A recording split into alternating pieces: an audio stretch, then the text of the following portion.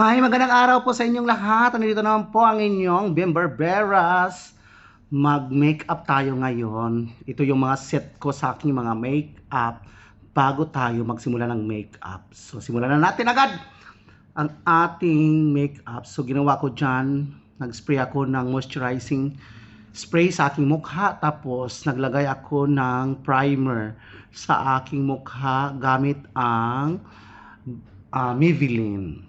Yan po ang ating gamit dyan sa ating mukha. Tapos ang ating foundations ay from Maybelline din ang atong foundations na ginagamit dyan. So, make up natin ng maayos ang ating mukha. Anuhin natin pag mabuti. Ano din siya, magpantay siya ang puti. Tapos lalagyan natin yung under sa ating mata ng concealer kasi maganda yung concealer na lalagyan ang ating down sa ating mata para maganda ang ating pagkalagay sa makeup natin. So bago ako mag-cover up ng another foundation, so lagyan ko muna ng pula ang aking mukha kasi maraming sumpa para hindi makita.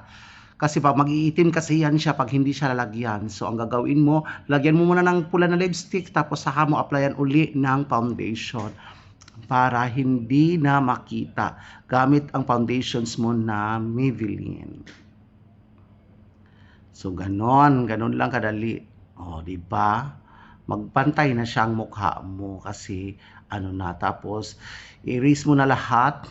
Pantayin mo na lahat yung concealer mo, hindi i-erase kundi pantayin mo lahat ang concealer na nilagay mo sa mata mo. So ganun mo talaga, ayusin mo talaga pagka ano ng foundations mo para pagka-blend para maganda talaga. So tingnan mo, inspeksyonin mo, tapos mag-arrange ka muna ng kilay mo kasi ang kilay is life. Kailangan talaga ang kilay, ayusin mo yung kilay mo. Kaya yung kilay ko naputol naman yan. So gamit ang pretty na eyeliner ang gamit ko. So number 5 yan siya ha. Dark brown yan na kulay para hindi masyadong matapang ang aking mukha kasi maitim na kasi ang aking kilay.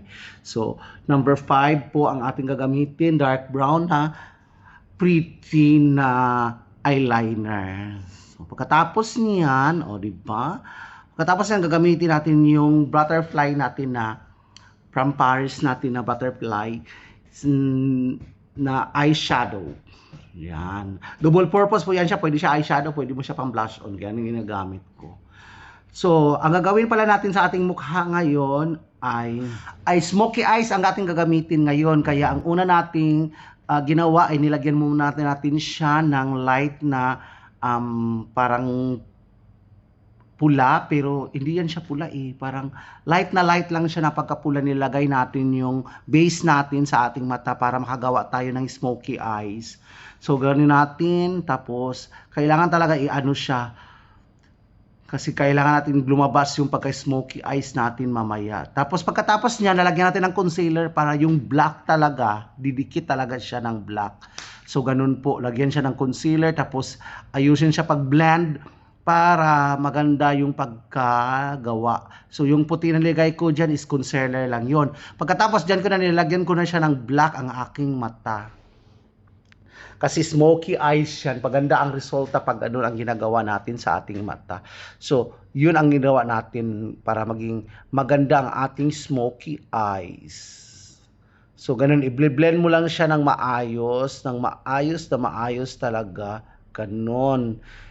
I-blend mo siya ng maayos ang mata mo ng black. So, di ba maganda na siya ang tingnan kapag ano. Nagagandahan na ako kasi ako ang gumawa eh. Pag kayong gumawa, maganda din naman. So, yan. Lagyan mo na siya, dalawahin mo na siya. So, ang smoky eyes, maganda yan siya sa mga mga malalalim ang mata kasi para maganda yung ano niya, maganda yung come out niya, 'di ba? Ganun siya, hindi siya masyadong ano. So, yan ilalagay mo lang siya black mo lang talaga yung pagkaano niya. Tapos ayusin mo pag-blend yung sa pinakadulo ng ano mo kasi para maganda siya yung pagkatapos ba ng mata mo, yung panghuli niya, parang maganda talaga siya yung pagkaano niya, malinis. So, ganon siya. So, nawala na yung ano niya. Tapos, may shadow na lang siya ng kunting light na red yung mata mo. So, ganun yung ginawa natin ay smoky eyes ngayon. So, di ba? Pagkatapos niyan, ilalagyan natin ang under sa ating mata, yung eyeliner natin. Ginawa natin yung black din kung ano nilagay natin sa mata natin. Yan din ang ginawa natin dyan sa ano. So, yung black ko, hindi pa nga yan siya masyadong black. It's supposed to be black na black yan siya. Don't worry, magbibili po ako ng black na black talaga. So, nilagyan ko lang siya ng ang lid ng mata ko, yung sa eyeliner ko, nilagyan ko siya ng black. Tapos dagdagan ko pa siya talaga para magiging black talaga siya. Para lalabas talaga yung ating mata. Para makita talaga, ma-emphasize talaga yung ating ang ating mata pala, ma-emphasize ang mata natin. So, ganon. So, pati yung sa taas ng lid natin sa mata, guguhitan din natin siya. So, ganun din. Maganda na yung smoky eyes ko, maganda na yung mata ko, lumabas na yung mata ko. O, diba? Pagkatapos, lalagyan ko siya ng under din siya sa black na red na konti. Yan. Para mag-match siya doon sa taas ng edge din sa nilalagay ko doon sa sa crease ko. So, ganon. Pagkatapos niyan, gagawa tayo ng nose line. Mag-nose line po tayo para maganda ang nose line natin.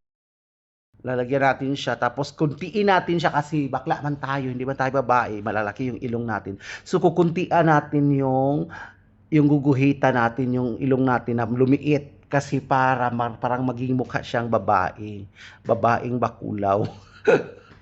So, para maliit siya, ganon siya. Pinaliit ko yung ilong ko kasi malalaki naman. Hindi naman masyadong malaki ang ilong ko, pero gusto ko lang siya ma-emphasize na parang babae talaga yung maliliit yung tip ng ilong natin. Pagkatapos, lalagyan natin ng contour ang ating mukha. Kailangan may contour ang ating mga mukha para ma-emphasize ang ating mukha. Kasi nakakaganda din tong contour na to kasi nagdadala to ng shape ng ating mukha. Ganun siya paglagay. Tapos, mo talaga siya, ayusin mo pagka-blend kasi baka parang may uling yung mukha mo. Naku, magtaka yung mga kasamahan mo. Ganon. Tagalog pala ako ngayon. Ngayon ko pa na-recognize ang nagtagalog pala ako. Tapos, dinagdagan ko pa siya kasi hindi pa ako kontento sa sa contour ko. Dinagdagan ko siya ng powder na contour para at least talaga siya makita talaga yung contour niya. So, pagkatapos niyan, lalagay na ako ng blush on sa aking mukha. So, ganon yon. So, dalawa yung pink at saka yung pula, minix ko lang siya. Tapos, kunting tak-tak para hindi masyadong pula ang mukha mo na parang kang sinampal o parang nalasing o ganon o parang galing sa inuman. Ganon. So, ganun lang siya. Ganun mo lang siya. I-blend mo lang siya masyado yung mo. Tapos yung pagkalagay mo, lagay mo dito sa gilid ng yung eyes. Para ganun kasi ang bagong uso ngayon na mga paglalagay ng mga blush on. Tapos, maglagay na tayo ng face powder. Wala kasi akong ibang powder na tawag nito.